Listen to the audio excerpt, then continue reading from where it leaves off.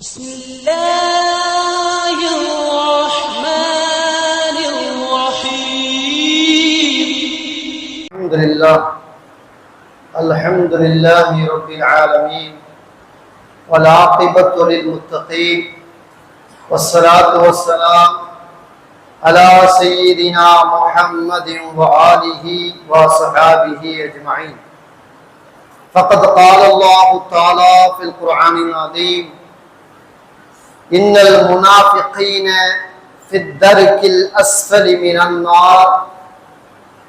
فقد قال رسول الله صلى الله عليه وسلم: اللهم إني أعوذ بك من الشقاق والنفاق وسوء الأخلاق. அளவற்ற அருளாளனும் நிகரற்ற அன்புடையனுமாகிய அல்லாஹ்வின் திருநாமம் கொண்டு ஆரம்பம் செய்கின்றேன். வான் வையம் புகழ் அனைத்தும் ஏக வல்லவனாகிய வல்லோன் அல்லாஹ் தஆலா ஒருவன் மீது மட்டுமே என்றென்று முறைத்தாகட்டுமாக. நபிகள் பெருமானார் ஸல்லல்லாஹு அலைஹி வஸல்லம் அன்னாரின் மீதும் அன்னாரின் வழிவந்த உத்தம சத்திய சஹாபாக்கள், தாபிஈன்கள், தபஅ தாபிஈன்கள், நாதாக்கள், ஷஹதாக்கள், அவுலியாக்கள், உலகத்தில் பிறந்த மூமினான முஸ்லிமான ஆண்கள் பெண்கள் அனைவர்கள் மீதும், குறிப்பாக நம் அனைவர்கள் மீதும் அல்லாஹ்வுடைய அன்பும் அருளும் என்றென்றும் குன்றாமல் குறையாமல் நிலவட்டுமாக. அஸ்ஸலாமு அலைக்கும் வரஹ்மத்துல்லாஹி வபரகாத்துஹ். இஸ்லாமிய பார்வையில் முனாஃபிக்குத்தனம், நயவஞ்சக குணம் மிகவும் மோசமான அருவருப்பான ஒரு குணம். நயவஞ்சகர்கள் மிகவும் அருவருப்பானவர்கள். அவர்களை விட்டும் அவர்களின் குணங்களை விட்டும் மூமினான முஸ்லிமான மக்கள் பகிர்ந்து கொள்ள வேண்டும் என்பதாக அல்லாஹ் தஆலா குர்ஆனில் பல இடங்களில் அவர்களுடைய குணாதிசயங்களை, பண்புகளை சொல்லி அவர்களின் முகத்திரையை கிழித்தெறிகின்றான். அந்த அடிப்படையில் முனாஃபிக்குத்தனம், நயவஞ்சக குணம் என்பது குஃப்ரியத்தை விட, இணை வைப்பை விட மோசமானது.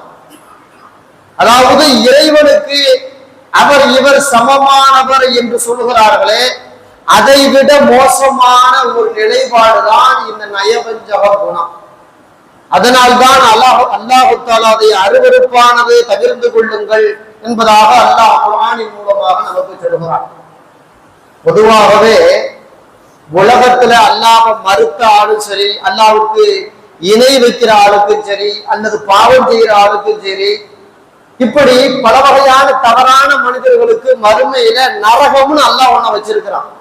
அவர்களை வேதனை செய்வதற்காக அந்த தயார் நிலையில இருக்குதுன்னு அல்லாஹ் குர்ஆனிலேயே சொல்றான். ஆனா அந்த நரகம் பலதரப்பட்ட மக்களுக்கு பலதரப்பட்ட வேதனைகள் கொடுக்கிற இடம். அவர்கள் செய்த பாவத்திற்கு ஏற்றார் போல கொஞ்சம் ஏற்ற இறக்கத்தோட அந்த வேதனை இருக்கும். ஆனா நரகத்திலேயே மோசமான வேதனை யாருக்கு? அல்லாஹ் குர்ஆன்ல இது சம்பந்தப்பட்ட செய்திகள் இப்படி பதிவு செய்திருக்கிறான். இன்னல் முனாஃபிகீன ஃபித்தர்கி அஸ்ஃபலி மினன் நார். நரகத்தினுடைய கீழ் பாகத்தில் மோசமான வேதனைக்கு ஆட்பட்டவர்களாக இந்த முனாஃபிகீன்கள் இருப்பார்கள். அதாவது நரகத்திலேயே மோசமான அதாவது முனாஃபிகீன்களுக்கு அப்படின்னு அல்லாஹ் சொல்ல வரான். அப்ப முனாஃபிகீன்கள் யாரு நம்ம தெரிஞ்சிருக்கணுமா இல்லையா? ஏதோ முனாஃபிக்ங்கிற வார்த்தையை நம்ம கேள்விப்படும் பொழுது அது ரசூலுல்லாஹ் காலத்துல இருந்தாங்க, இன்னைக்கெல்லாம் இல்ல அப்படின்னு நினைச்சிடக்கூடாது. ரசூலுல்லாஹ் காலத்துல இருந்தாங்கதான். அவங்க எப்படி அப்படின்னு கேட்டா அல்லாஹ் குர்ஆன்ல அவங்கள பத்தி சொல்றான். முனாஃபிகீன்கள் சில பேர் வருவாங்க, ரசூலுல்லாஹ்வோட ஈமான் கொள்ளுவாங்க, ரசூலுல்லாஹ்வோட தொழுவாங்க, ரசூலுல்லாஹ்வோட சில நல்ல விஷயங்கள் எல்லாம் செய்வாங்க. ஆனா பின்னாடி போய் ரசூலுல்லாஹ்வோட எதிரிகளிடத்துல போய் ரசூலுல்லாஹ்வை கேலி கிண்டல் செய்வாங்க. எப்ப நீ அவரை முஹம்மதை ஈமான் கொண்டிருக்கிறீன்னு கேட்டா அதெல்லாம் சும்மா விளையாட்டுக்கு சொன்னது. அவர்கிட்ட இருந்து சில விஷயங்களை அனுபவிக்கிறதுக்காக அவரோட தொழுகிற மாதிரி நான் நடிக்கிறேன் அப்படின்னு அன்னைக்கு ஒரு கூட்டம் அப்படி சொல்லிக்கிட்டு இருந்தா அவங்களுக்கு தான் முனாஃபிக்னு சொல்லப்படும். அந்த கூட்டம் அன்னைக்கே முடிஞ்சிச்சா? அப்படின்னு பார்த்தா இல்ல, அந்த கூட்டம் கியாமத் நாள் வரை இருப்பாங்கன்னு பெருமானார் சொல்றாங்களே. ஹதீசுகள் அப்படிதான் வருது. அல்லாஹ் குர்ஆன்ல சில வசனங்கள் அப்படிதான் சொல்றான். இப்ப முனாஃபிக்குன்னா யாரு, அவங்க குணம் என்ன, அந்த குணத்திலிருந்து நாம எப்படி நம்மை தற்காத்துக் கொள்வது அப்படின்னு தெரிஞ்சு வச்சிருக்க வேண்டிய பொறுப்பு எல்லா மூமினான முஸ்லிமான ஆண்கள் பெண்கள் எல்லோருக்கும் கடமை. முனாஃபிகீன் அப்படிங்கிறது பல பேருக்கு தெரிகிறதே இல்லை. அப்படியே தெரிஞ்சாலும் கூட ரசூலுல்லாஹோட முடிஞ்சு போச்சு, அந்த காலத்திலேயே முடிஞ்சு போச்சு அப்படின்னு நினைக்கிறாங்க. ஆனா அதையும் தாண்டியது என்பதாக குர்ஆன் மிக தெளிவாக சொல்லுகிறார். பெருமானார் ஸல்லல்லாஹு அலைஹி வஸல்லம் அவங்க குணங்கள்லாம் எப்படி இருக்கும்னு சொல்றாங்க. அந்த குணம் நம்ம இடத்தில் இருக்குமையானால் அந்த குணத்தை இல்லாமலாக்க வேண்டிய, அந்த குணத்திலிருந்து பாதுகாப்பு தேட வேண்டிய பொறுப்பு நமக்கு இருக்கு. அந்த குணம் நம்மகிட்ட இருக்கான்னு ஒரு முறை பரிசோதனை பண்ணி பார்க்கணும். அதாவது பெருமானார் ஸல்லல்லாஹு அலைஹி வஸல்லம் சொல்லுகிறார்கள், புகாரியில் முஸ்லிமில் இந்த நபி மொழி பதிவு செய்யப்பட்டிருக்கு. ஒரு மனுஷன் பேசுனா பொய் பேசுவான், அதிகமாக வார்த்தை பொய்யாதான் இருக்கும். அவன் பேசுறது பெரும்பாலும் பொய்யா இருந்தா அவன் முனாஃபிகீன் என்பதற்கான அடையாளம். பெருமானார் ஸல்லல்லாஹு அலைஹி வஸல்லம் சொல்வார்கள், 4 குணம் இருக்குமே ஆனால் அவன் முனாஃபிகீன். பேசுறா, எப்ப பார்த்தாலும் பொய் பேசுவான், அந்த குணம் இருந்தா அவன் முனாஃபிக் ஆயிடுவான். நம்பிக்கைக்கு மோசடி செய்வான், அது எதா இருந்தாலும் சரி, எதையாவது காசை பணத்தை அதை இதை கொடுத்து வைக்கிறோம், வாங்கினதுக்கு அப்புறம் திரும்ப கேட்டா எப்ப வாங்க கொடுத்த, அப்படிதான் நீ கொடுக்கல அப்படிங்கிற மாதிரி மோசடி குணம் இருக்குல்ல. இந்த மோசடி குணம் யாருக்கு கொஞ்சம் தூக்கலா இருக்கோ அவன் முனாஃபிக்கினுடைய பட்டியல்ல வந்துருவான். அடுத்த ரசூலுல்லாஹ் சொன்னாங்க, சொன்ன வாக்குக்கு மாறு செய்வான், ஏதேனும் வாக்கு கொடுத்துருவான். நான் சொல்லலைங்க, நான் சொன்னதெல்லாம் அப்ப அதெல்லாம் இல்லை அப்படின்னு ஜகா வாங்குவான். அதுல இருந்து திருப்போக்குத்தரமாக நிலைப்பாட்டுக்கு வருவான். இப்ப கொடுத்த வார்த்தை மறுப்பவன் முனாஃபிக் ஆயிடுவான். அதே மாதிரி யார்கிட்ட வழக்காடினாலும், அது கொண்டாட்டி பிள்ளை அண்ணன் தம்பி மாமா மச்சான் அவங்க இவங்க யார்கிட்ட வழக்காடினாலும், ஏதேனும் வழக்காடுனா நேர்மை தவறி வழக்காடுவான்.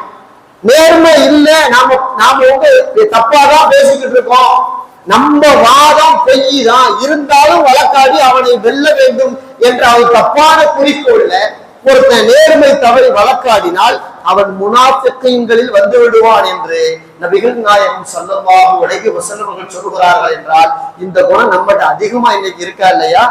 இன்றைய முஸ்லிம்களிடத்துல இந்த குணம் நிறைய வந்தாச்சு. எப்படி பேசினா பொய் பேசுறது, அதாவது குறிப்பா வியாபாரிகள்கிட்ட பொய்ய பேசாட்டி வியாபாரம் பண்ண முடியுமா சார் அப்படின்னு பேச ஆரம்பிச்சுட்டாங்க. பொய்ய பேச அது பொருந்துற மாதிரி பேசுங்கிறாங்க, பொய்ய பேசு அதை நம்புற மாதிரி பேசுங்கிறாங்க. இன்னைக்கு பொய் பேசுறது திறமையான ஆகி போச்சு.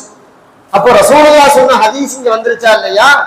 பொய் பேசுறத சாதாரணமா வச்சிருந்தாலோ, நம்பிக்கை மோசடி செஞ்சாலோ, கொடுத்த வாக்குக்கு மாறு செஞ்சாலோ, வழக்காடும் பொழுது அதாவது நேர்மைக்கு மாற்றமாக வழக்காடினாலோ இவங்களெல்லாம் முனாஃபிகீன்களாக ஆகி விடுவார்கள் என்று நபிகள் நாயகம் ஸல்லல்லாஹு அலைஹி வஸல்லம் அவர்கள் இது குணம் சம்பந்தப்பட்ட விஷயத்த பேசுறாங்க. அதே போல அல்லாஹ் குர்ஆன்ல சொல்றானே முனாஃபிகீன் எப்படி இருப்பான் அப்படிங்கிறத இந்த தொழுகை விஷயத்துல பார்த்தா அல்லாஹ் சொல்றான், இதா காமு இலஸ்ஸிராத்தி காமு குஸாலா யுராவுன் நாஸ். தொழுகைக்கு வந்தாங்கன்னா, தொழுகையில நின்றாங்கன்னா சோம்பேறித்தனமா நிற்பாங்க. சில பேர் தொழுகையில பார்த்திருக்கீங்களா, தக்பீரை கட்டிட்டு ஒரு கால் மேல நின்றுக்கிட்டு இன்னொரு காலம் அப்படி குறுகி நிற்பார், புஜத்தை சாச்சிக்கிட்டு கொஞ்சம் கஷ்டப்பட்டுக்கிட்டு. எப்ப அஜர்த்து நிறைய ஓதுறாரு, வேகமா ஓதி முடிச்சா என்ன, இவ்வளவு நேரமா அஜர்த்து ருக்கு செய்யறது, சுஜூது செய்யறது, அத்தியாயத்துல இருக்கிறது. அந்த பள்ளியில அஜர்த்து 4 நிமிஷத்துல முடிச்சிடாரு, 7 நிமிஷம் 10 நிமிஷம் ஆக்குறாரு அப்படின்னு தொழுகையில சோம்பேறித்தனம் பண்றாரு. அப்படியே போய் நின்றாலும் கூட ஒரு வகையான அசால்ட்டா யாராவது எதையாவது சொல்லிடக்கூடாது அப்படிங்கிற மாதிரி ஒரு வகையான அசால்ட்டுத்தனத்துல சோம்பேறித்தனத்துல தொழுகைக்கு வந்து நின்றா அவங்க யாரு, முனாஃபிகீன்னு அல்லாஹ் சொல்லிட்டான். அதே போல யுராவுன் நாஸ், மக்கள் பார்க்கிறதுக்காக அவன் தொழுவான், பிற நம்மளை பார்த்து தொழுகையாளின்னு சொல்லணும், அதுதான் இவருக்கு நோக்கமே தவிர அல்லாஹ்வுக்கு பயந்து இறையச்சத்தோட எல்லாம் பேணி அப்படிலாம் கிடையாது. தொழுகையாளி பாய் தொழுகிறாரா, தொழுகிறார் அப்படின்னு மக்கள் பார்த்து சொல்லணும். அல்லது மக்கள் பார்க்கும் போது தொழுகை ரொம்ப அலங்காரமா தொழுகிறது. நான் தொழுகிறத பார்த்த உடனே அப்பா எவ்வளவு அழகா பாய் தொழுகிறார், பெரிய சூஃபி போல இருக்கு, பெரிய மகான் போல இருக்கு அப்படின்னு நினைக்கிற மாதிரி மக்களுக்கு காட்டுற மாதிரி தொழுதாலோ அல்லது தொழுகையில சோம்பல் வந்தாலோ அவர்கள் எல்லாம் முனாஃபிகீன் என்பதாக அல்லாஹ் தஆலா தன்னுடைய குர்ஆனில் இப்படியான செய்திகளை பதிவு செய்திருக்கிறான். பெருமானார் ஸல்லல்லாஹு அலைஹி வஸல்லம் சொல்லுவாங்க, தொழுகை அதாவது நுகருடைய இறுதி நேரம் ஒரு 2-2:30 மணி வச்சுக்கோங்க. அந்த இறுதி நேரத்துல வந்து கட கட கட கட கோழி குத்துற மாதிரி குத்திட்டு 4 ரக்காய் தொழுதுட்டு ஓடுறது. அந்த அசருடைய இறுதி நேரம், மகரிபுடைய இறுதி நேரம், இஷாவுடைய இறுதி நேரம், ஃபஜ்ருடைய இறுதி நேரம், தொழுகையுடைய இறுதி நேரத்துல கடப்பட கடப்படாம அந்த தொழுகையை அவசரப்படுத்தி தொழுகிறது. இப்படி அவசரப்படுத்தி கடகடகடன்னு ஏதோ கடமைக்கு ஏதோ பேருக்கு ஒரு வகையான சடங்கு மாதிரி அந்த தொழுகையை தொழுதுட்டு போனா அவன் முனாஃபிகீன் பெருமானார் ஸல்லல்லாஹு அலைஹி வஸல்லம் சொல்றாங்க. முஸ்லிம்ல நபி மொழி பதிவு செய்யப்பட்டிருக்கு. அலி ரலியல்லாஹு அன்ஹு சொல்லுவாங்க ஒரு வார்த்தை, முனாஃபிகீன் கண்டுபிடிக்கிறதுக்கு இன்னொரு அடையாளம், மன் தரக்கல் ஜும்அத ஸலாத்தன் முத்ததாபிஅத்தன் பிகைரி இல்லத்தின் குதிப முனாஃபிகன். அதாவது ஒரு மனுஷன் ஜும்மா தொழுகைய 3 ஜும்மாவை எந்த காரணமும் இல்லாம விட்டுட்டே வரான்னு வச்சுக்கோங்க. சென்ற வாரம் தொழுகல, இந்த வாரமும் தொழுகல, அடுத்த வாரமும் தொழுகல, அப்படி ஒரு 3 வாரம் தொடர்ந்து விடுறான் சோம்பேறித்தனத்துல.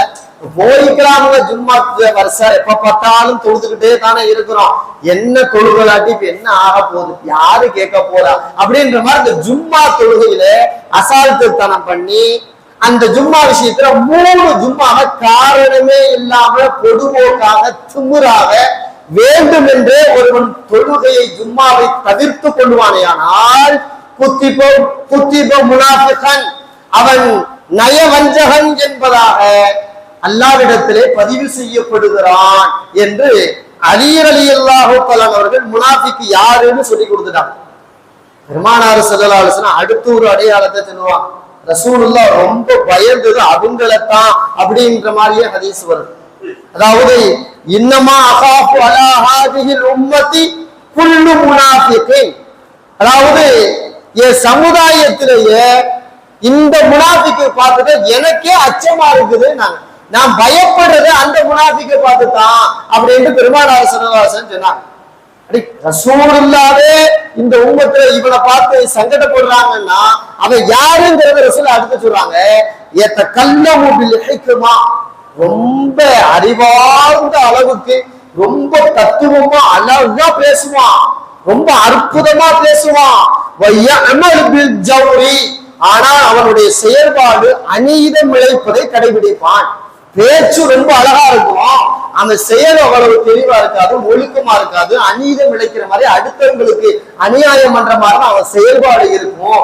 இவன் தான் பெரிய முனாஃபிக்கு, இவன் விஷயத்துலதான் இந்த உம்மத்துல நான் பயப்பட வேண்டி இருக்கு அப்படின்னு பெருமானார் ஸல்லல்லாஹு அலைஹி வஸல்லம் சொன்னான்.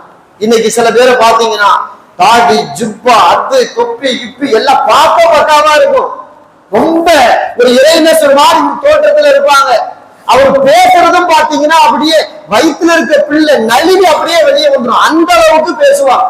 எதுக்கெடுத்தாலும் குர்ஆன், எதுக்கெடுத்தாலும் ஹதீஸ், எதுக்கெடுத்தாலும் அல்லாஹ், எதுக்கெடுத்தாலும் ரசூல், எதுக்கெடுத்தாலும் இஸ்லாம், இப்படி பேசுறது பூரா பெரிய அழகான பேச்சாத்தான் இருக்கும்.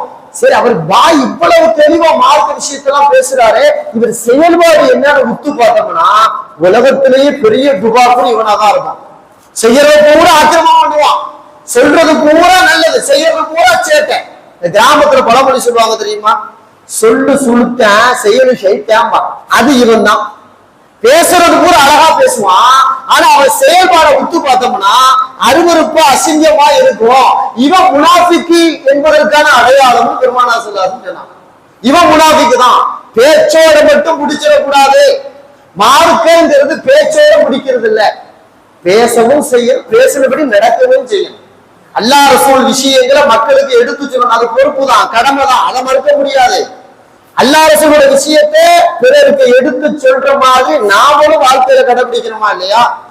பிறரை பார்த்து தொழுன்னு சொன்னா நம்ம தொழணும், பிறரை பார்த்து நோம்பு வைன்னு சொன்னா நம்ம நோம்பு வைக்கணும், பிறரை பார்த்து தர்மம் கொடுங்க, சதக்கா செய்யுங்க, ஜகாத்து கொடுங்கன்னு சொன்னா நாம அதை செய்யணும்.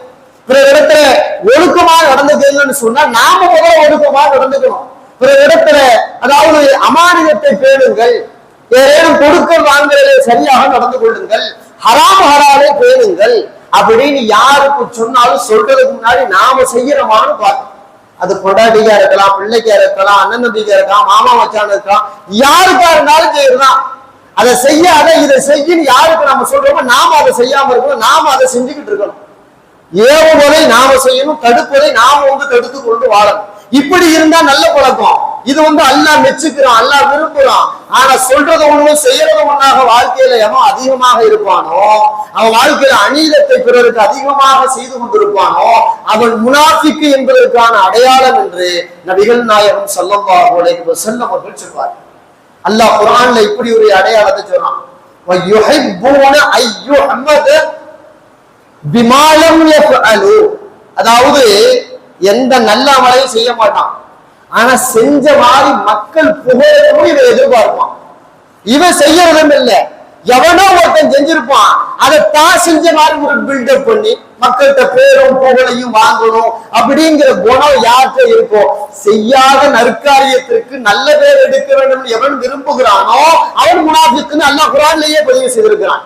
இன்றைக்கு இருக்கக்கூடிய அரசியல்வாதிகளுக்கு இது 100% பொருந்தும்.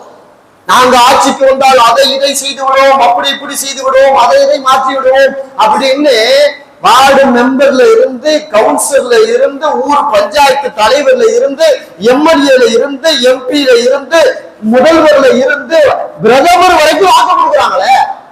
ஆட்சி வந்த பிறகு எதையுமே செய்யறது இல்ல, வெறுமனே செய்யாம பெருமையா மக்கள்கிட்ட பேரும் புகழையும் என்று எதிர்பார்க்கிறோம்.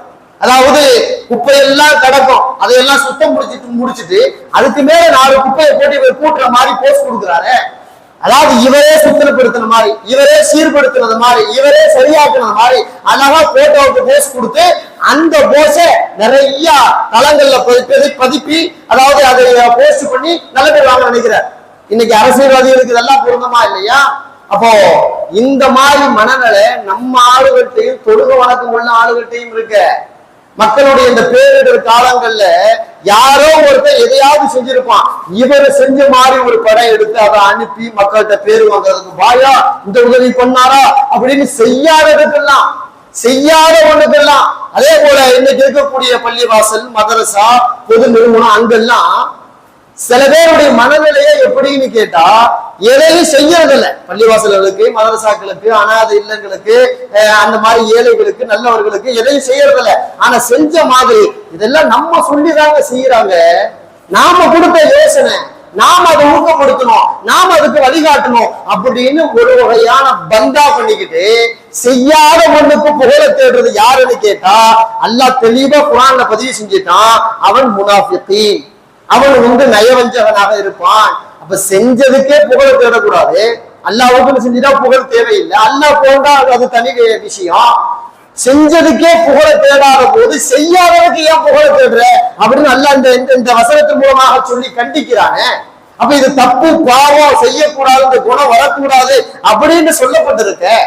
அதே போல இப்னு மாஜாவுல இப்படி ஒரு செய்தி இருக்கு. இன்னைக்கு நிறைய வாலிபர்கள் கவனிக்க வேண்டிய செய்தி.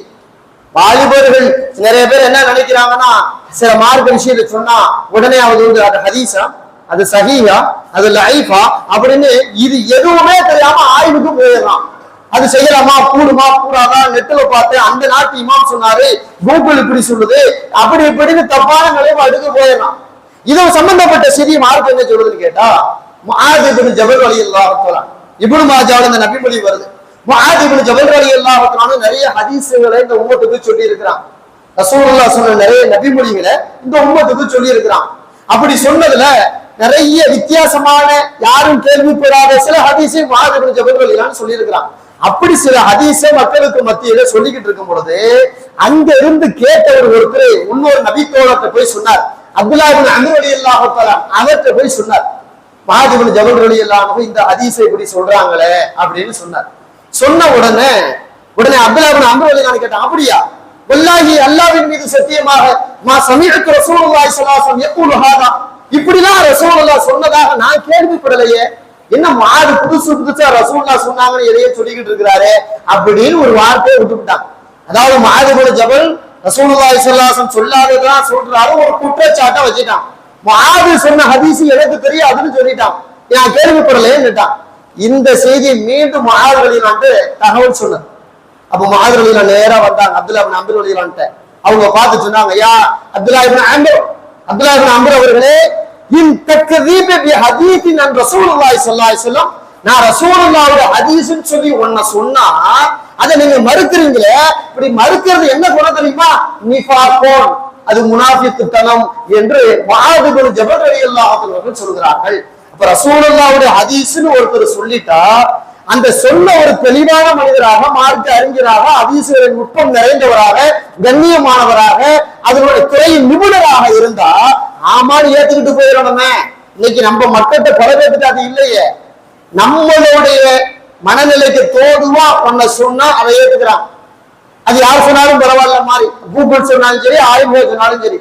ஏன் மனநிலைக்கு அது சரிப்பட்டு வராதுன்னா அஜர்த்து சொன்னாலும் ஏத்துக்கிறது, கூகுள் சொன்னாலும் ஏத்துக்கிறது. அது ஹதீஸே இல்லைன்னு சில பேர் வாதாடுறான். சில பேர் அது லைஃபான ஹதீஸா இருக்குமோ அப்படி இவனே ஒரு சந்தேகத்தை கிளப்பி விடுறான். சில பேர் ரசூலுல்லாஹ் இப்படி எல்லாமா சொல்லியிருப்பாங்க ஹதீஸ, இது அறிவுக்கு ஏத்துக்குதா, இது இன்னைக்கு உள்ள டெக்னாலஜிக்கு ஒத்து போகுதா, இன்றைய அறிவியல் கருத்துக்களுக்கு சரிப்பட்டு வருமா, இப்படி எல்லாம் ரசூலுல்லாஹ் சொல்லியிருக்க மாட்டாங்க, அஜர்த்து ஏதோ அடிச்சு விடுறாரு அப்படின்னு சில பேர் பேசுறாங்களே. அதே போல சில நேரங்கள்ல பெரிய பெரிய நாதாக்கள், இமாம் சுயூத்தி ரஹிமஹுல்லாஹ் மாதிரி பெரிய பெரிய ஆளுநருடைய ஹதீஸ் கிதாபுகளை கூட, அவங்களுடைய தஃசீர் விரிவுரைகளை கூட நேத்திக்கு பேஞ்ச மழையில இன்னைக்கு முளைச்ச காலா மறுத்து பேசுறானே. ஹதீஸ் பெரிய நிபுணர் இமாம் சுயூத்தி ரஹிமஹுல்லாஹ் மாதிரி பெரிய நாதாக்கள், அவங்க ஒரு ஹதீஸ சொன்னா அது ஹதீஸே இல்லைங்கிறான். இந்த குணம் எதை காட்டுதுன்னு கேட்டா இவன் முனாஃபிக்கா இருக்கிறாங்கிறத காட்டுதுன்னு சொல்லி முஆது இப்னு ஜபல் ரலியல்லாஹு அன்ஹு அவர்கள் சொல்லுகிறார்கள். இந்த நபி மொழி இப்னு மாஜாவிலே பதிவு செய்யப்பட்டது. அதனால ஹதீஸ் விஷயங்கள்ல நாம அதிகமாக மூக்கு நுழைச்சுக்கிட்டு இருக்க கூடாது. ஹதீஸ்னு ஒருத்தர் சொல்லிட்டாரு, அதனுடைய நிபுணர், நான் அறிவுள்ளவர், மார்க்க அறிவுள்ளவர், ஆமா ஹதீஸ்ன்னு போயிட வேண்டியதானே. முடிஞ்சா அதை அமல் செய்யறோம், முடியலன்னா அமல் செய்யாம விட்டுட்டு போறோம். ஹதீஸ்னு மறுக்க கூடாதா இல்லையா? ஹதீஸ் இல்லைன்னு மறுக்க கூடாது. அப்ப மறுக்கிறது மோசமான குணம், முனாஃபிக்குத்தனத்துல கொண்டு போய் சேர்த்துரும் அப்படிங்கிறத தான் இன்னைக்கு முஆது இப்னு ஜபல் ரலியல்லாஹு அன்ஹு அவர்கள் சொல்கிறார்கள். அதே மாதிரி ஹதீஸ்ல போய் நாம எல்லாம் ஆய்வு செய்யக்கூடாது. அதாவது ஒவ்வொன்றுக்கும் ஒரு நிபுணர் இருக்காங்களா இல்லையா? ஒரு ஆளுக்கு உடம்பு சரியில்லை, நாம யாரை ரெக்கமெண்ட் பண்றோம்? நேரா டாக்டர்கிட்ட போன்னு சொல்றோம் இல்லையா? அறிவார்ந்த மனுஷன் நேரா டாக்டர்கிட்ட போயிடுவான். அந்த டாக்டர்கிட்ட போய் அவர் சொல்ற மாத்திரை, மருந்து, ஊசி, அது எல்லாம் அது சரியாயிடும். அதே மாதிரி ஏதேனும் ஒரு நில பிரச்சனை, ஏதேனும் சொத்து அல்லது ஏதேனும் வழக்குன்னா யார்கிட்ட போறோம்? நேரா வக்கீல போய் பாக்குறோம். வக்கீல் மூலமாக கோர்ட்டு கேஸ் அது இதுன்னு போய் அதை சரி பண்ணிக்கிறோம் இல்லையா? இந்த மாதிரி ஒவ்வொரு துறைக்கும் ஒரு நிபுணர்கள் இருக்கிறார்கள் என்பதை நாம் ஒப்புக்கொள்ளுகிறோமா இல்லையா? அந்த மாதிரி மார்க்க விஷயத்திலும் அதனுடைய நிபுணர்கள் இருக்கிறார்கள். மார்க்க விஷயம், இது ஹதீஸ், இது விளக்கம், இது மார்க்கம், இது சட்டம் அப்படின்னு சொல்லி கொடுக்கிறது மார்க்க அறிஞர்கள் இருக்கிறாங்க. இன்னைக்கு நாம அதை பெரும்பாலும் ஏத்துக்கிறது இல்ல. அஜரத்துக்கு தான் தெரியுமா? இல்ல எனக்கும் தெரியும் அப்படின்னு இவரா ஒரு முடிவுக்கு வந்து கூகுள்கிட்ட டீச்சர்கிட்ட போய் பாடம் கத்துக்கிட்டு அந்த கூகுள் செல்லத்துல முன்னாடி சொல்லும் பின்னாடி சொல்லும், தப்பா எல்லாம் பேசும். இன்னும் சில பேர் எப்படின்னா ஹதீஸ் எல்லாம் தெரியும்னா அரபி இபாரத்தை எடுத்து, அரபி வார்த்தையை எடுத்து கூகுள் டிரான்ஸ்லேட்டர் ஒன்று இருக்கு பாருங்க, அந்த ஆப்ல போய் ஹதீஸ் அவரா ஒரு அர்த்தம் வச்சுக்கிறார். யோசிக்கணும், கூகுள் ஆப், டிரான்ஸ்லேட் ஆப் இருக்க, ஒரு வார்த்தை ஒரு முறை சொன்னா ஒரு அர்த்தம் தரும், அதே வார்த்தையை கொஞ்சம் சுருக்கிச்சுனீங்கன்னா வேற அர்த்தம் கொடுக்கும். இது எல்லாம் அவருக்கு தெரியாம இன்னைக்கு கூகுள் நம்புறது எங்கேயோ வெளிநாடுகள்ல இருக்கக்கூடிய அங்க இருந்து பாடம் எடுக்கிறவர் நம்புறாங்களே தவிர, பக்கத்துல ஒரு ஆலிம் சார் ரொம்ப தெளிவா இருப்பாரு, மார்க்க விஷயங்களை எடுத்து சொல்லுவாரு, அதெல்லாம் அவர் கண்டு கொண்டதே இல்லை, அதிசயம் இல்லை, அவர் மோசமானவர் முடிவுக்கு வந்துடுறானே. இந்த குணம் எதை காட்டுது? முஆது இப்னு ஜபல் ரலியல்லாஹு சொல்றபடி பார்த்தா இவன் முனாஃபிக்குன்னு காட்டுது. உன்ட முனாஃபிக்கு குணம் இருக்கு, உன்னை மாத்திக்க அப்படிங்கிறதா காட்டுது. அப்படிங்கிறத பெருமானார் ஸல்லல்லாஹு அலைஹி வஸல்லம் நபித்தோழர்கள் எல்லாம் இந்த செய்திகளை சொல்கிறார்களா இல்லையா? இது மாதிரி முனாஃபிக்குடைய பட்டியல் ரொம்ப நீளமானது. இந்த குணம் எல்லாம் இருந்துச்சுன்னா நீ முனாஃபிக்கு அப்படிங்கிறத ரசூலுல்லாஹ் சொல்லி அதை தவிர்த்துக்கன்னு சொல்றாங்களா இல்லையா? சரி, முனாஃபிக்கு தான் மோசமானவன், நரகத்துல ரொம்ப மோசமான அதாபுக்கு உள்ளாக்கப்படுகிறான். அல்லாஹ் வெறுக்கிற படைப்புடைய முனாஃபிக்கு தான் ரொம்ப வெறுப்பான படைப்பு. அப்படி இருக்கும்போது இந்த முனாஃபிக்குத்தனம் எப்படி நம்மகிட்ட வராம பாதுகாக்கிறது? அல்லாஹ் குர்ஆன்ல அதுக்கு தெளிவான வழிமுறைகள் எல்லாம் சொல்லி தந்துட்டான். முனாஃபிக்கின்கள் குணத்தை சொல்லும் பொழுது அந்த வசனத்தினுடைய இறுதியில இப்படி முடிக்கிறான், லா யذ்குரூனல்லாஹ இல்லா கலீலா. முனாஃபிக்கீன்கள் அல்லாஹ்வை மிக குறைவாக தான் நினைவு கூறுவார்கள் சொல்லிட்டான். அப்ப அதுக்கு என்ன அர்த்தம்னா, அல்லாஹ்வை யார் அதிகம் நினைவு கூறுகிறார்களோ, திக்ரு, தஸ்பீஹாத்து, தொழுகை, அது இதுன்னு அல்லாஹ்வுடைய விஷயத்தை அதிகம் யார் நினைச்சு பாக்குறாங்களோ அவர் முனாஃபிக்காக ஆக மாட்டார்னு அர்த்தம். பெருமானார் ஸல்லல்லாஹு அலைஹி வஸல்லம் சொல்வார்கள், மன் அக்ஸர திக்ரல்லாஹி ஃபகத் பரிய மினன் நிஃபாக். யார் ஒருத்தனுடைய வாழ்நாள்ல நிறைய திக்ரு செய்யறாரோ, சுப்ஹானல்லாஹ், அல்ஹம்துலில்லாஹ், அல்லாஹ் அக்பர், அஸ்தக்ஃபிருல்லாஹ், லா இலாஹா இல்லல்லாஹ், இந்த மாதிரி உங்களுக்கு என்னென்ன தஸ்பீஹ் தெரியுமோ அந்த தஸ்பீஹ்களை நிறைய யார் வாழ்நாள்ல அதிகமா செய்யறாரோ ஃபகத் பரிய மினன் நிஃபாக், அவர் முனாஃபிக் தளத்திலிருந்து பாதுகாக்கப்படுவார். பெருமானார் ஸல்லல்லாஹு அலைஹி வஸல்லம் அவர்கள் சொல்லக்கூடிய செய்தி. அப்ப முனாஃபிக்கத்தை நம்மகிட்ட வராம இருக்கணும்னா நாம நிறைய திக்ரு, தஸ்பீஹாத்துகள்ல, அல்லாஹ்வுடைய நினைவுகள்ல நிறைய ஈடுபடணும்னு வருது. தபுரானில இப்படி ஒரு நபிமொழி வருது, யாரு 100 முறை ஒரே நேரத்துல 100 முறை ஸலவாத்து சொல்லுவதை பழக்கமாக வச்சிருக்கிறாரோ அவருக்கு அல்லாஹ் தஆலா முனாஃபிக்கத்திலிருந்து பாதுகாப்பு தந்து விடுவான், விடுதலை தந்து விடுவான். பெருமானார் ஸல்லல்லாஹு அலைஹி வஸல்லம் சொல்றார், குறிப்பா அந்த வெள்ளிக்கிழமை தினத்துல நாம நிறைய ஸலவாத்து ஓதணும். நிறையங்கிற வார்த்தைக்கு இமாம்கள் சொல்லுவாங்க, குறைஞ்சது 500 முறையாவது ஓதிருங்க. அந்த நிறையங்கிற வார்த்தைக்கு அளவு என்ன? குறைஞ்சது 500 முறை ஸலவாத்து ஓதிருங்க. அப்ப நம்ம நிறைய ஸலவாத்து ஓத ஓத ஓத முனாஃபிக்கத்தனம் நம்மகிட்ட இருந்தாலும் கூட அல்லாஹ் தஆலா அதை சுத்தமாக்கி விடுவான். நம்மகிட்ட இருந்து அல்லாஹ் தஆலா அதை நீக்கிடுவான். பெருமானார் ஸல்லல்லாஹு அலைஹி வஸல்லம் நிறைய துஆ செஞ்சிருக்காங்க, ரசூலுல்லாஹ் துஆ செஞ்சிருக்காங்க. அதான் பெரிய ஆச்சரியம். ரசூலுல்லாஹ் முனாஃபிக்கத்தனம் தன்னிடத்தில் வந்துவிடக் கூடாது என்று துஆ செய்தார்கள். சுப்ஹானல்லாஹ். ரசூலுல்லாஹ் அந்த அருவருப்பான குணம் இருக்குமா? 100% இருக்காது. அப்படி ஏன் துஆ செஞ்சாங்கன்னு கேட்டா, நாம அந்த துஆவை மனப்பாடம் பண்ணி நாம ஓதணுங்கிறதுக்காக தான்.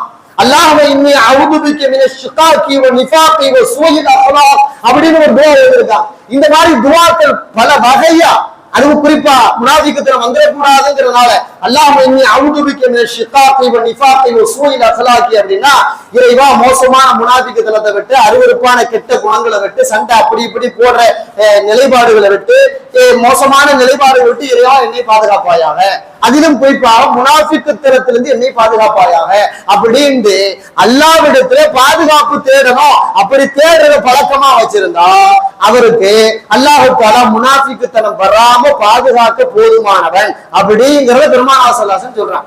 அந்த மாதிரி தொழுகையில ரொம்ப ஆர்வத்தோட ஈடுபடணும். முனாஃபிக் என்ன பண்ணுவான்? சஃப்ல வந்து நின்றாலோ அல்லது தொழுகைக்கு வந்தாலோ ரொம்ப சோம்பேறித்தனமா பொடுபோக்கா வருவான். அப்ப மூமின் எப்படி இருக்கணும்? முனாஃபிக் தனம் வரக்கூடாதுன்னு நினைக்கிறார் எப்படி இருக்கணும்? தொழுகையில உற்சாகத்தோடு இருக்கணும். தொழுகையில சஃப்ல வந்து நின்றா ஒரு வகையான தெம்போட வந்து நிக்கணும். காய்ச்சல் அடிச்சாலும் சரி, உடம்பு பலகீனமா இருந்தாலும் கூட தெம்போட, திராணியோட, நம்ம உடம்பு தெம்பு இருக்குங்கிற மாதிரி அந்த சஃப்ல வந்து நிக்கிறது, உற்சாகமா தொழுகையில கலந்து கொள்றது, வீட்டுல இருந்து புறப்படும் போதே தொழுகைக்கு போறது, ஆசையோடு புறப்பட்டு வர்றது, இந்த நிலைப்பாடு நம்மகிட்ட வந்துட்டா அவற்றை முனாஃபிக்குத்தனம் வராது அப்படிங்கிறத குர்ஆன் ஹதீஸ்களின் வாயிலாக நமக்கு தெரிய வருகிறது. சஹாபாக்கள், ரசூலுல்லாஹ் மட்டுமல்ல, சஹாபாக்களில் பலரும் கூட முனாஃபிக்குத்தனம் வந்துவிடக் கூடாது என்று பயந்திருக்கிறார்கள். ரசூலுல்லாஹ்வுடைய காலத்துல ஹுதைபா ரலியல்லாஹு தஆலா ரசூலுல்லாஹ்வுக்கு சாஹிபு சிர்ன்னு சொல்லுவாங்க. ரசூலுல்லாஹ்வுடைய ரகசியங்களை பாதுகாப்பவர் யாருன்னு கேட்டா ஹுதைபா ரலியல்லாஹு. ரசூலுல்லாஹ் பல ரகசியங்களை ஹுதைபா ரலியல்லாஹு சொல்லி இருந்தாங்க. அதிலும் குறிப்பாக ரசூலுல்லாஹ்வுடைய சபையில நிறைய முனாஃபிக்கீன் வந்து உட்கார்ந்தாங்களா இல்லையா, இவன் முனாஃபிக்குன்னு ரசூலுல்லாஹ் யார்கிட்ட மட்டும் சொன்னாங்கன்னு கேட்டா ஹுதைபா ரலியல்லாஹு மட்டும் சொல்லி வச்சிருந்தாங்க. இவன் வந்து தொழுகிறான் நம்மளோட, இவன் வந்து நம்மளோட போருக்கு வர்றான், இவன் நம்மளோட நல்ல விஷயங்களை கலந்து கொள்றான், ஆனா இவன் முஸ்லிம் இல்ல ஹுதைபா, இவன் முனாஃபிக்குன்னு ஒவ்வொரு பேரையும் சொல்லி இவன் முனாஃபிக்குன்னு தன்னுடைய ரகசிய பாதுகாப்பாளர் ஹுதைபா ரலியல்லாஹு சொல்லி வச்சிருந்தாங்க. அப்படிப்பட்ட ஹுதைபா ரலியல்லாஹு தஆலா அவர்களிடத்துல ரசூலுல்லாஹ்வுடைய காலத்துக்கு பிறகு உமர் ரலியல்லாஹு வருவாங்க. வந்து கேட்பாங்க, ஹுதைபா, இந்த முனாஃபிக்கின் பட்டியல் உன்கிட்ட இருக்குது, அந்த முனாஃபிக்கின் பட்டியல்ல ஏன் பேர் இருக்கான்னு பார்த்து சொல்லுன்னு கேட்பாங்க. சுப்ஹானல்லாஹ். உமர் ரலியல்லாஹு எவ்வளவு பயந்திருக்கா பாத்தீங்களா? எவ்வளவு பயந்திருக்கிறாங்க. நான் முனாஃபிக்கா இருப்பேனோ, என்னை பத்தி ரசூலுல்லாஹ் பேரை சொல்லி வச்சிருப்பாங்களோ, ஹுதைபாவுக்கு அது தெரியுமோ அப்படின்னு பயந்துகிட்டு போய் கேட்டிருக்கிறாங்களே. என் பேர் இருக்கு அந்த பட்டியலை பாரு ஹுதைபான்னு கேட்கிறாங்கன்னா எவ்வளவு பயம் தனக்குத்தானே இருந்திருக்குது. ஹம்பலா ரலியல்லாஹு ஒருத்தர் இருந்தார். முஸ்லிம்ல இந்த ஹதீஸ் ஒரு ரொம்ப பிரபலியமான ஹதீஸ். ஹம்பலா ரலியல்லாஹு நேரா வந்து ரசூலுல்லாஹ்ட்டே சொன்னாரே, ஹந்தலா முனாஃபிக் ஆயிட்டான், ஹன்லலா முனாஃபிக் ஆயிட்டான், நான் முனாஃபிக்கா போயிட்டேனே அப்படின்றாரு. என்னப்பா எதுப்பான்னு விசாரிச்சு கேட்டு அவர் மனநல அப்படி இப்படி இல்லப்பா போய் நீ முனாஃபிக் இல்ல அப்படின்னு ரசூலுல்லாஹ் சொல்லி அனுப்புனாங்களே. ஹன்லலா ரலியல்லாஹு, அபூபக்கர் ரலியல்லாஹு, உமர் ரலியல்லாஹு இப்படி பெரிய பெரிய சஹாபாக்கள் கூட நான் முனாஃபிகீனாக இருப்பேனோ என்று பயந்தார்கள். அந்த பயம் இன்று நமக்கு நம்முடைய உள்ளங்களிலும் வர வேண்டும் என்பதுதான் இந்த நபிமொழிகள் மூலமாக நமக்கு சொல்ல வேண்டிய தகவலாக இருக்கிறது என்று பார்க்கிறோம். அதே போல அப்துல்லாஹ் இப்னு மஸ்ஊத் ரலியல்லாஹு பெரிய நபித்தோழர், ரசூலுல்லாஹ்வுக்கு ரொம்ப நெருக்கமான மனிதர், மிகப்பெரிய ஹதீஸ்களை அறிவித்தவர், அவருக்கு தனி பங்கு உண்டு. இன்னைக்கு ஹனஃபி மதுஹப்னு சொல்றோமா இல்லையா, இந்த ஹனஃபி மதுஹபின் மொத்த ஹதீஸ்களை உலகத்திற்கு கொண்டு வந்து சேர்த்தவர் அப்துல்லாஹ் இப்னு மஸ்ஊத் ரலியல்லாஹு அவர்கள் தான். அப்படிப்பட்ட பெருமகனாரிடத்துல ஒருத்தர் வந்து கேட்டாரு, இன்னி அகாஃபன் அகூன முனாஃபிகன், நான் முனாஃபிக்கா இருப்பேனோ எனக்கு பயமா இருக்குதே அப்படின்னு கேட்டார். நான் முனாஃபிக்கா இருப்பேனோ பயமா இருக்குதே என்னன்னு கேட்டார். அப்ப அவங்க சொன்னாங்க, லவ் குன்த, அதாவது அந்த முனாஃபிக்கா இருப்பேன் பயந்தேன்னு சொன்னாரு. அவர்கிட்ட வந்து கேட்டான். அப்ப அவர் சொன்னாரு, ஏப்பா நீ வந்து முனாஃபிக்கால இருக்க வாய்ப்பு இல்ல, தொழுகை வணக்கம் அது இது எல்லாம் இருக்கான்னு கேட்டு, ஆமா அப்படிலாம் இருக்குது வைக்குது அப்படின்னு சொன்னதுக்கு பிறகு ரசூலுல்லாஹி ஸல்லல்லாஹு அலைஹி வஸல்லம் நபித்தோழர் அப்துல்லாஹ் இப்னு மஸ்ஊத் சொன்னாங்க, லவ் குன்த முனாஃபிகன், அதாவது நீ முனாஃபிக்காக உண்மையாகவே இருந்திருந்தால் மா கைஃபுத ஸாலிக, அத பத்தி நீ பயப்படவே மாட்ட. யாரு பயப்பட மாட்டான்? முனாஃபிக்கா இருக்கிறவனா முனாஃபிக் தரப்ப பயப்பட மாட்டான். அப்ப முனாஃபிக்கா இல்லாத ஆளு நான் முனாஃபிக்கோங்கிற பயம் வந்துகிட்டே இருக்கும், ஒவ்வொரு நாளும் வரும். முனாஃபிக்கினுடைய குணம் என்கிட்ட இருக்கா, நான் முனாஃபிக் ஆயிடுவானா, முனாஃபிக்குன்னு சொல்லி அல்லாஹ் என்னை சேர்த்துருவானா, நரகத்துல தள்ளிடுவானா அப்படிங்கிற சுய பரிசோதனை, சுய பயம் ஒவ்வொரு ஆளுட்டையும் இருக்கணுங்கிறத அப்துல்லாஹ் இப்னு மஸ்ஊத் ரலியல்லாஹு சொல்றாங்களே. அதே போல இப்னு முலைக்கா, புகாரில இந்த செய்தி வருது, இப்னு அபி முலைக்கா ரஹிமஹுல்லாஹ் சொல்றாங்க, நான் 30 சஹாபாக்களை பார்த்திருக்கேன் வாழ்நாள்ல, 30 சஹாபாக்களை பார்த்திருக்கேன். அந்த 30 சஹாபாக்கள் ஒவ்வொருவரும் முனாஃபிக்கத்தனம் தன்னிடம் வந்துவிடக் கூடாது என்று பயந்து கொண்டே இருந்தார்கள். அதில் ஒருவர் கூட மா மின்ஹும் அஹதுன் யகூலு இன்னஹு அலா ஈமான் ஜிப்ரீல் வ மீகாயில், அதுல ஒரு ஆளு கூட மீகாயில் அலைஹிஸ்ஸலாம் மாதிரி, ஜிப்ரீல் அலைஹிஸ்ஸலாம் மாதிரி என்கிட்ட ஈமான் பலமா இருக்குன்னு யாரும் சொன்னதே கிடையாது. யாரும் அப்படி என்ற பலமான ஈமான் இருக்குன்னு சொன்னதே கிடையாது. ஈமான் ரொம்ப பலகீனமா இருக்கு, நான் முனாஃபிக்கா போயிருவோம்ன்ற பயம்தான் நான் பார்த்த நிறைய நபித்தோழர்கள் முனாஃபிக்கத்தில் வந்துவிடக் கூடாது என்று பயந்து கொண்டே தன் வாழ்நாளை கழித்தார்கள் என்பதாக ஹதீசு துறை நிபுணர், அதாவது இப்னு அபி முலைக்கா ரஹ்மத்துல்லாஹி அலைஹி அவர்கள் சொல்கிறார்கள். என்றால் இப்ப நாமெல்லாம் ஏமாத்துறோம். ரசூலுல்லாஹ் பயந்தாங்க, சஹாபாக்கள் பயந்தாங்க, தாபிஈன்கள் பயந்தாங்க, இப்படி நாதாக்கள் நல்லடியார்கள் எல்லாம் முனாஃபிக்கத்தனம் வந்துவிடக் கூடாது என்று பயந்தால் நாமும் நமக்கும் அந்த பயம் வர வேண்டுமா இல்லையா? அந்த பயம் வந்தாதான் இவற்றை ஈமான் இருக்கிறே அடையாளம். நான் எல்லாம் முனாஃபிக் இல்லைங்க, 5 வேளை தொழுகிறேன், நோன்பு வைக்கிறேன், தர்மம் கொடுக்குறேன், ஜகாத் இருக்குது, ஹஜ் இருக்குது, உம்ரா இருக்கு, குர்ஆன் திலாவத் இருக்கு, திக்ர் தஸ்பீஹாத் இருக்கு, எல்லாம் அவனே இருக்கு, நானா முனாஃபிக் அப்படின்னு ஒருத்தன் நினைச்சா அந்த நினைப்பு தான் முனாஃபிக்ங்கிறது அடையாளம். அந்த நினைப்பு வரவே கூடாது. எந்த நல்ல அமல் செஞ்சாலும் நான் முனாஃபிக்கா இருப்பேனோ அப்படிங்கிற பயம் நம் வாழ்நாள்ல நிறைய நம்ம உள்ளத்துல ஆட்கொண்டு இருக்க வேண்டும் என்பதுதான் இஸ்லாம் மிக தெளிவாக சொல்லித் தரக்கூடிய செயல்பாடு. அதே போல ஹுதைபா ரலியல்லாஹு தஆலா வந்து ஒருத்தர் சொன்னாரு, அதாவது நான் முனாஃபிக்கீனா இருப்பேனோ எனக்கு தெரியலையே, பயமா இருக்கேன்றார். அப்போ அடையாளம் சொன்னாங்க, ஹல் துஸல்லி இதா கலௌத, இப்ப நீ தனியா இருக்கும் போது தொழுகிறியான்னு கேட்டான். எப்படி நீ முனாஃபிக்கா இருப்பேன்னு பயப்படுறிய, நான் கேட்கறதுக்கு பதில் சொல். அதாவது ஹல் துஸல்லி இதா கலௌத, தனியா இருக்கும் போது மக்கள் யாரும் பார்க்காத நேரத்துல, மக்கள்னு சொன்னா பொண்டாட்டி பிள்ளை கூட பார்க்காத நேரம், தனியா இருக்கிற நேரம், யாருமே இல்லை, அந்த நேரத்துல நீ தொழுகிற பழக்கம் பண்பு ஒன்றை இருக்கான்னு கேட்டான். ஆமா, யாரும் இல்லாட்டினாலும் நான் அல்லாஹ்வை தொழுவேனே அப்படின்னு வந்தவர் சொன்னார். அடுத்து கேட்டாங்க ஹுதைபா ரலியல்லாஹு, வதஸ்தக்ஃபிரு இதா அத்னபுத, ஏதேது சின்னது பெரியது எந்த பாவம் செஞ்சாலும் அல்லாஹ்ட்ட பாவ மன்னிப்பு தேடுற பழக்கம் ஒன்றை இருக்கான்னு கேட்டான். எந்த பாவம் செஞ்சாலும், பாவம் செஞ்ச உடனே இறைவா என்னை மன்னிச்சுன்னு அல்லாஹ்ட்ட மன்றாடுற பழக்கம் ஒன்றை இருக்கான்னு கேட்டான். ஆமா இருக்கு, என் வாழ்நாள ஏதேன்னு தப்பு தண்டா பண்ணிவிட்டேன்னா உடனே அல்லாஹ்ட்ட அழுது மன்றிட்டு கண்ணீரை வடிச்சு அல்லாஹ் மன்னிச்சு அல்லாஹ்ட்ட கதற பழக்கம் என்கிட்ட உண்டுன்னு கேட்டார். உண்டுன்னு சொன்னார். அப்பதான் ஹுதைபா ரலியல்லாஹு சொன்னாங்க, இது நீ போப்பா, கமா ஜஅலகல்லாஹு முனாஃபிகன், உன்னை வாழ்நாள்ல அல்லாஹ் எப்பயுமே முனாஃபிக்காக மாட்டான் அப்படின்னா. நீ வாழ்நாள்ல எப்பயுமே அல்லாஹ் உன்னை முனாஃபிக்காவே ஆக்க மாட்டான். இந்த ரெண்டு பண்பு இருந்தா போதும், அவனுடைய முனாஃபிக்கத்தனம் வராது அப்படின்னு ஹுதைபா ரலியல்லாஹு அன்ஹு சொல்றாங்க. அப்ப வாழ்க்கையை நாம கடைபிடிக்க வேண்டியது என்னன்னு கேட்டா, செஞ்ச பாவத்துக்கு உடனுக்குடன் தௌபா செய்யணும். சென்ற வாரம் நாம சொன்னது மாதிரி உடனுக்குடனே அல்லாஹ் இடத்துல அஸ்தக்ஃபிருல்லாஹ் சொல்லிடணும். இறைவா என் பாவத்தை மன்னிச்சுன்னு அல்லாஹ்ட்ட அழுகணும், அல்லாஹ்ட்ட மன்றாடணும். இந்த பழக்கம் வந்துருச்சுன்னா வாழ்நாள்ல முனாஃபிக்கத்தனம் நம்மகிட்ட வராதுன்னு அர்த்தம். நாம கூட்டா தொழுகிற மாதிரி, நம்ம பொண்டாட்டி பிள்ளை பாக்குற மாதிரி தொழுகும் பொழுது, பிற மக்கள் பார்க்கும் போது தொழுகும் பொழுது, யாரும் பார்க்காத நேரத்திலையும் தக்குவாவோட இறையச்சத்தோட ஒழுக்கங்களை பேணி எல்லாம் திக்ரு தஸ்பீஹாத்தை பேணி தொழுகிற பழக்கம் வந்துட்டா இவற்றையும் முனாஃபிக்கத்துல இருக்காதுன்னு அர்த்தம். இப்படியாக நம்முடைய முன்னோர்கள் இந்த முனாஃபிக்கு குணம் வந்துடக்கூடாதுங்கிறதுல அதிகப்படியான அக்கறை எடுத்து அதை தவிர்த்து கொள்வதற்காக நிறைய இபாதத்துக்களை செய்திருக்கிறார்கள். அல்லாஹ்விடத்திலே துஆக்களாக, திக்ரு தஸ்பீஹாத்துகளாக, இஸ்திக்ஃபார்களாக, தொழுகைகளாக இப்படி நிறைய நல்லவர்களை செஞ்சு அல்லாஹ்விடத்துல அது சம்பந்தப்பட்ட பாதுகாப்பை தேடி இருக்கிறார்கள் என்பது நமக்கு தெளிவாக தெரிய வருகிறது. வல்லோன் அல்லாஹு தஆலா அவன் சொன்ன நல்ல இபாதத்துக்கெல்லாம் மேற்கொள்ளும் நல்ல பண்பாளர்களாக இறைவன் நம்மை ஆக்குவானாக. வல்லோன் அல்லாஹு தஆலா முனாஃபிக் தலத்தை விட்டு நம்மை பாதுகாப்பானாக. வ ஆகிரு தஅவானா அல்ஹம்துலில்லாஹி ரப்பில் ஆலமீன். அஸ்ஸலாமு அலைக்கும் வரஹ்மத்துல்லாஹி வபரகாத்துஹு.